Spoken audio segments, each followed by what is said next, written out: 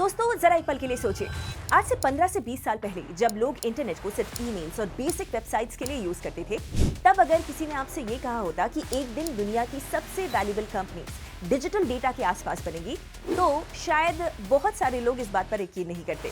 लेकिन आज रियलिटी क्या है? आज हम सुबह उठते ही स्मार्टफोन को चेक करते हैं, यूपीआई से पेमेंट करते हैं, नेटफ्लिक्स को देखते हैं, इंस्टाग्राम स्क्रॉल करते हैं, ऑनलाइन शॉपिंग करते हैं, क्लाउड पर फाइल्स को सेव करते हैं, आर्टिफिशियल इंटेलिजेंस टूल्स को यूज करते हैं। पर कभी सोचा है ये सारा का सारा डेटा जाता कहाँ है? ये videos, photos, banking transactions, artificial intelligence models और billions of digital transactions, interactions actual में स्टोर कहाँ होते हैं? और सबसे इंपॉर्टेंट सवाल, जिस तरह इंडस्ट्रियल रेवोल्यूशन के दौरान फैक्ट्रीज वेल्थ क्रिएशन का सेंटर बनी थी, क्या डिजिटल रेवोल्यूशन के दौरान डेटा सेंटर्स वही रोल प्ले करने वाले हैं? आज इसका आंसर हाँ है। तो इन्वेस्टर्स के लिए ये सिर्फ एक टेक्नोलॉजी स्टोरी नहीं है, ये एक इंफ्रास्ट्रक्चर स्टोरी है, ये एक रियल स्टेट स्टोरी है, ये एक पावर कंजम्पशन स्टोरी है, ये एक आर्टिफिशियल इंटेलिजेंस स्टोरी है।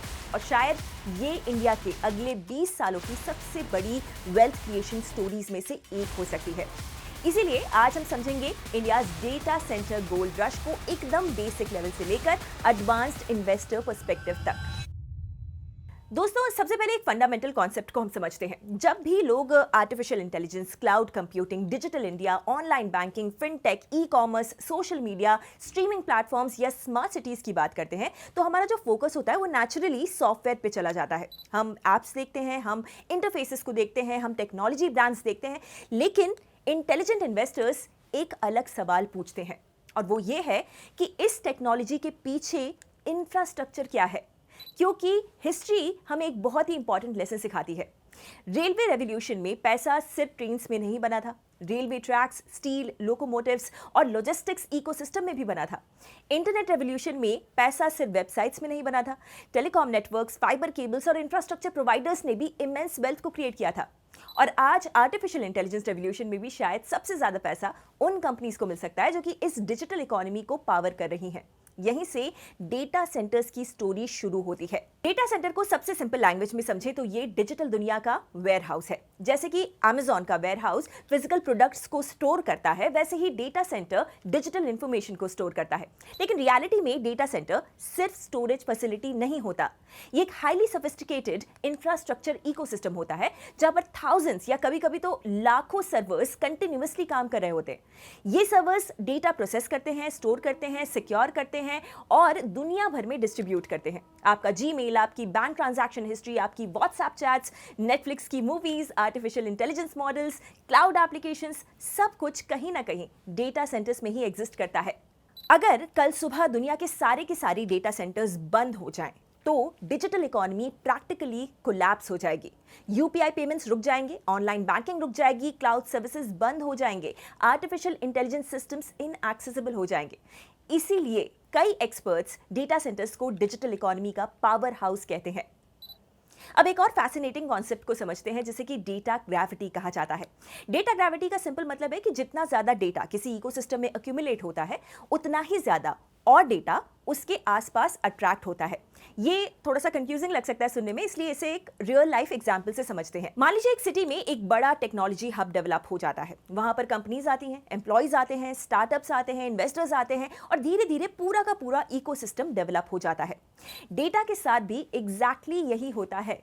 जितना ज्यादा डिजिटल एक्टिविटी बढ़ती है, उतना ज्यादा डेटा क्रिएट होता है, और जितना ज्यादा डेटा क्रिएट होता है, उतनी ज्यादा स्टोरेज, कंप्यूटिंग और नेटवर्किंग की डिमांड बढ़ती है। इंडिया इस वक्त इसी डेटा एक्सप्लोजन फेज से गुजर रहा है। इंडियन ब्रांड इक्विटी फाउंडेशन यानी कि IBEF के अकॉर्डिंग इंडिया दुनिया के सबसे बड़े मोबाइल डेटा कंज्यूमर्स में से एक है, और average monthly wireless data consumption 25 gigabytes पर यूजर से ज्यादा हो चुका है। अब जरा इमेजिन कीजिए, 140 करोड़ से ज्यादा लोग, hundreds of millions of smartphones, billions of daily digital transactions, her second data create हो रहा है। और ये ट्रेंड सिर्फ बढ़ने वाला है, कम नहीं होने वाला है। लेकिन दोस्तों, असली गेम अब शुरू होता है आर्टिफिशियल इंटेलिजेंस के साथ।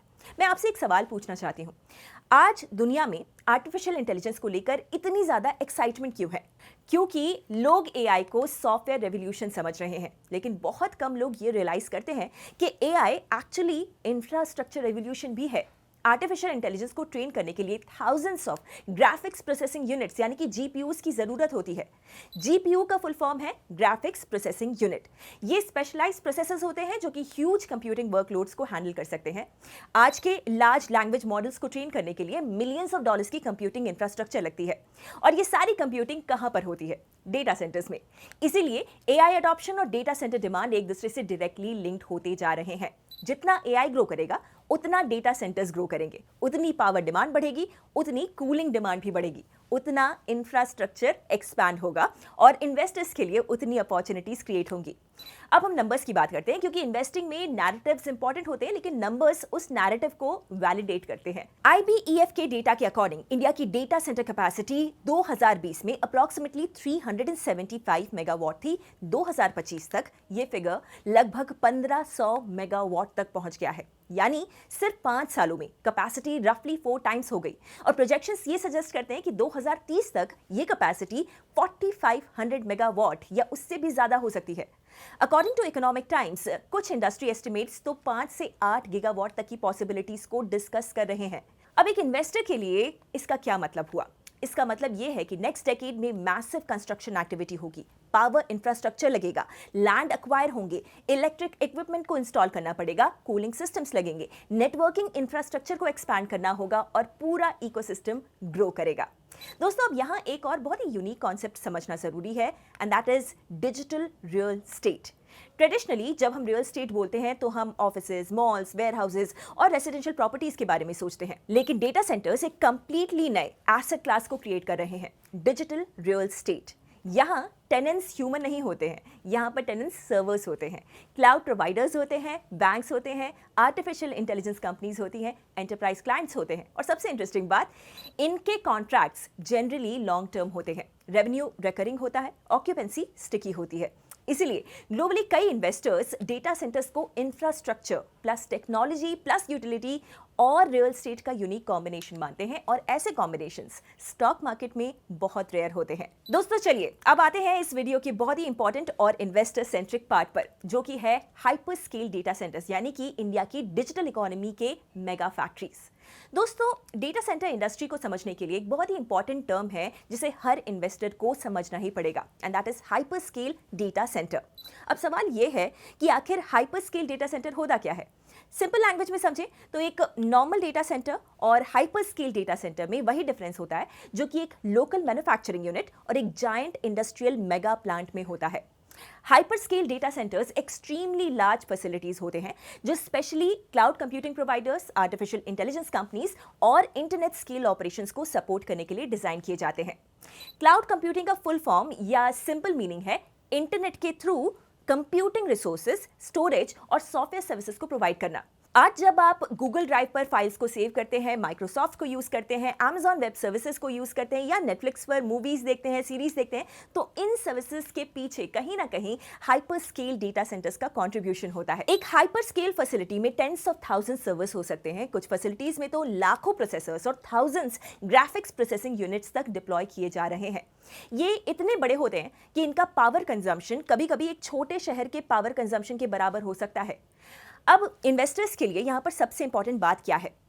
India gradually traditional data centre से हाइपर स्केल इंफ्रास्ट्रक्चर की तरफ मूव कर रहा है। IBF के अकॉर्डिंग 50 मेगावाट से बड़े फैसिलिटीज फ्यूचर इन्वेंट्री एडिशंस का लगभग 2/3 हिस्सा बन सकते हैं। ये shift mainly artificial intelligence workloads और क्लाउड अडॉप्शन की वजह से हो रहा है। आप लोगों से एक और इंटरेस्टिंग सवाल पूछना चाहती हूँ, अगर आर्टिफिशियल इंटेलिजेंस अगले 10 सालों में 10 गुना बड़ा हो गया तो उसको चलाने के लिए कितनी कंप्यूटिंग पावर और कितने डेटा सेंटर्स की जरूरत होगी? दोस्तों, इसी सवाल में ही पूरी की पूरी इन्वेस्टमेंट अपॉर्चुनिटी छिपी हुई है। जितना आर्टिफिशियल इंटेलिजेंस बड़ा होगा उतने बड़े डेटा सेंटर्स चाहिए होंगे, जितने बड़े डेटा सेंटर्स चाहिए होंगे उतनी ज्यादा लैंड, इलेक्ट्रिसिटी, कूलिंग और इंफ्रास्ट्रक्चर की डिमांड होगी और उतनी ही ज्यादा अपॉर्चुनिटीज इन्वेस्टर्स के लिए क्रिएट होंगी। ग्लोबल जायंट्स बिलियंस क्यों इन्वेस्ट कर रहे हैं? दोस्तों, इन्वेस्टिंग की दुनिया में एक बहुत ही सिंपल सा प्रिंसिपल होता है, फॉलो द मनी। अगर आप ये जानना चाहते हैं कि कोई थीम जेन्युइन है या फिर नहीं, तो बस ये देखिए कि ग्लोबल कैपिटल कहां पर जा रहा है और डेटा सेंटर इंडस्ट्री में जवाब बहुत ही क्लियर है। ग्लोबल कंपनीज इंडिया में अग्रेसिवली इन्वेस्ट कर रही हैं। रॉयटर्स के अकॉर्डिंग एयर ट्रंक ने 2030 तक इंडिया में लगभग $30 बिलियन इन्वेस्ट करने और 5 गीगावाट कैपेसिटी को एक्सपैंड करने का प्लान अनाउंस किया है। अब जरा सोचिए, कोई कंपनी $30 बिलियन तभी इन्वेस्ट करेगी जब उसे फ्यूचर डिमांड पर एक्स्ट्रा ऑर्डिनरी कॉन्फिडेंस हो। अकॉर्डिंग टू रिपोर्ट्स, माइक्रोसॉफ्ट भी इंडिया में आर्टिफिशियल इंटेलिजेंस और क्लाउड इंफ्रास्ट्रक्चर एक्सपेंशन पर अग्रेसिवली काम कर रहा है। Google, Amazon web services, Oracle और दूसरे हाइपर स्केल क्लाउड प्रोवाइडर्स भी अपनी प्रेजेंस कंटिन्यूअसली एक्सपैंड कर रहे हैं। सिर्फ टेक्नोलॉजी कंपनीज ही नहीं, बल्कि private equity funds, sovereign wealth funds, pension funds, infrastructure funds सब इस सेक्टर में इंटरेस्ट दिखा रहे हैं। और क्यों?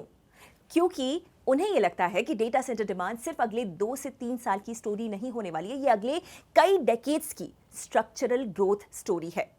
दोस्तों, डेटा सेंटर सिर्फ सर्वर्स का बिजनेस नहीं है। यहाँ एक बहुत ही बड़ी गलती इन्वेस्टर्स अक्सर कर देते हैं, वो सिर्फ डेटा सेंटर ऑपरेटर को देखते हैं, लेकिन असल में डेटा सेंटर एक पूरा का पूरा इकोसिस्टम क्रिएट करता है।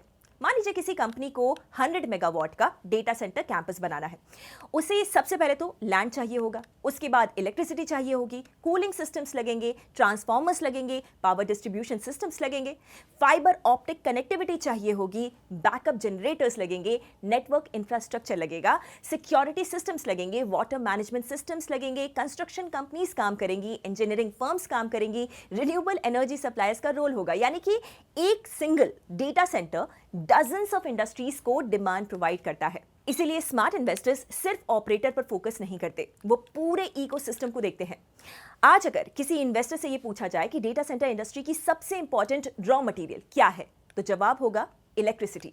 डेटा सेंटर्स इनॉर्मस अमाउंट में इलेक्ट्रिसिटी को कंज्यूम करते हैं। आर्टिफिशियल इंटेलिजेंस के राइज के साथ ये कंजम्पशन और भी तेजी से बढ़ रहा है। इंडस्ट्री एस्टिमेट्स के अकॉर्डिंग डेकेड के एंड तक इंडिया की data centre power demand multiple times तक इंक्रीज हो सकती है। रॉयटर्स के रिपोर्ट्स इंडिकेट करते हैं कि आर्टिफिशियल इंटेलिजेंस वर्कलोड्स की वजह से डेटा सेंटर्स इलेक्ट्रिसिटी डिमांड के फास्टेस्ट ग्रोइंग सोर्सेज में से एक बन गए हैं। अब इन्वेस्टर्स के लिए यहां पर अपॉर्चुनिटी क्या है? Power generation companies, renewable energy developers, transmission infrastructure providers, electrical equipment manufacturers सब इनडायरेक्ट बेनिफिशियरीज बन सकते हैं।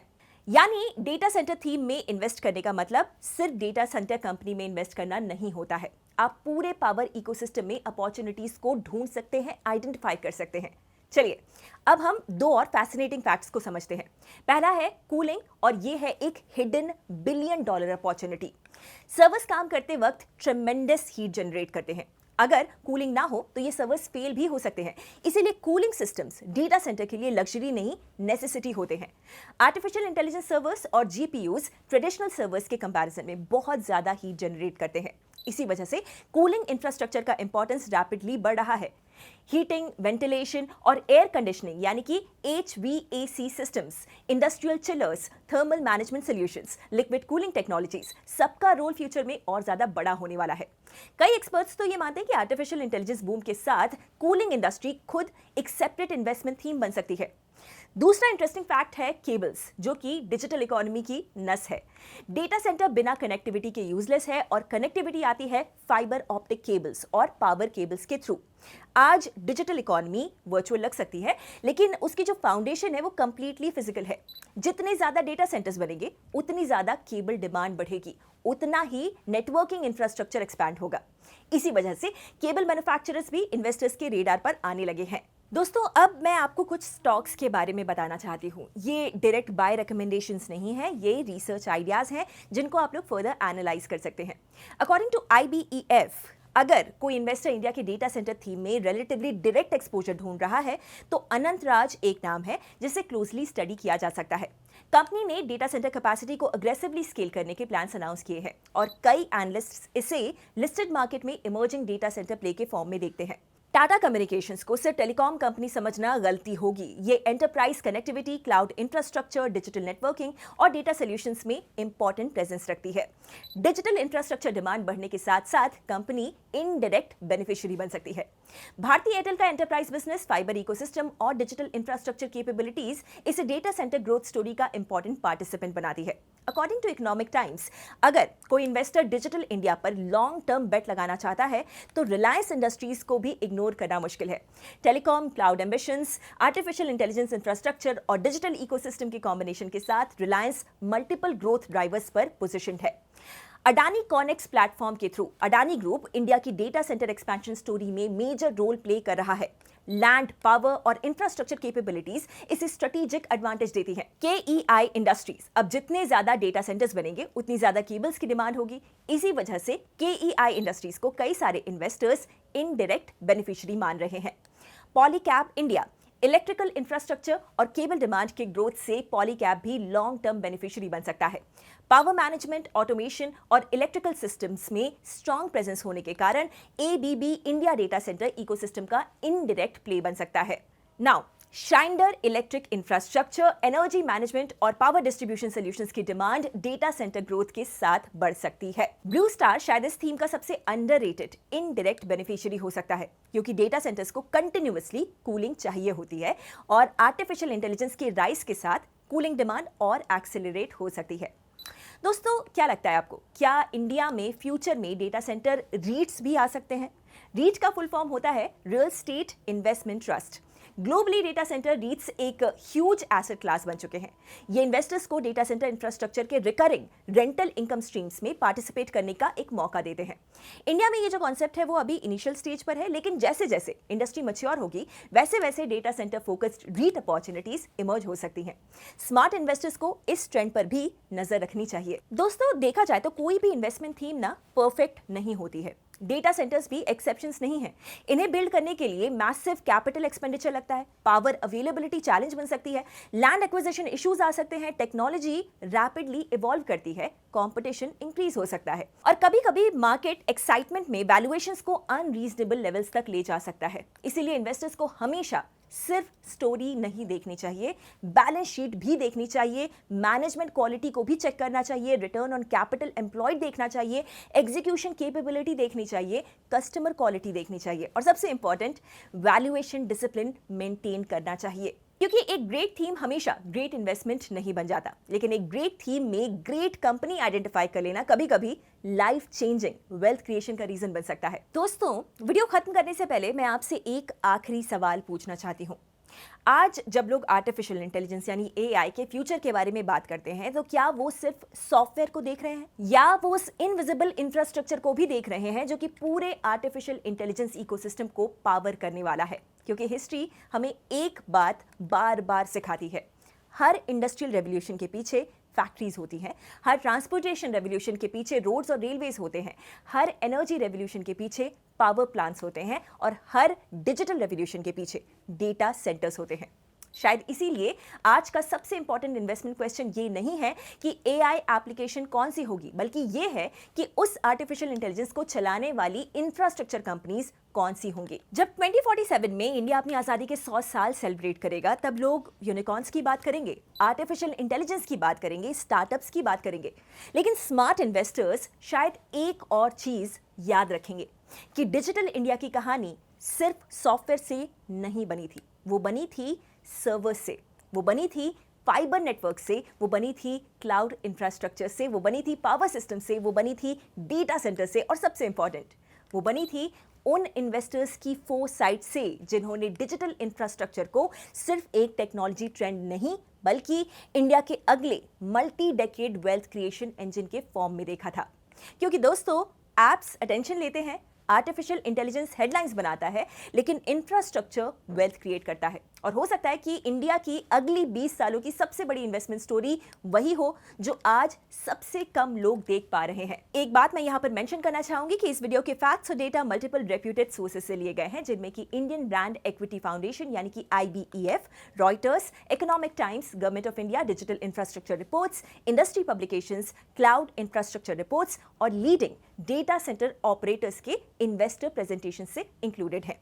और जिन भी स्टॉक्स के नाम यहाँ पर बताए गए हैं उनमें से कोई भी रिकमेंडेशन नहीं है। I hope the India story का ये एपिसोड आपको पसंद आया। आप डेटा सेंटर को एज एन इन्वेस्टमेंट थीम कैसे देखते हैं, शेयर कीजिए कमेंट्स में। मैं हूं गौरी, मैं मिलती हूं आपसे द इंडिया स्टोरी के नेक्स्ट एपिसोड में only on Upstox. Investment in securities market are subject to market risks. Read all the related documents carefully before investing.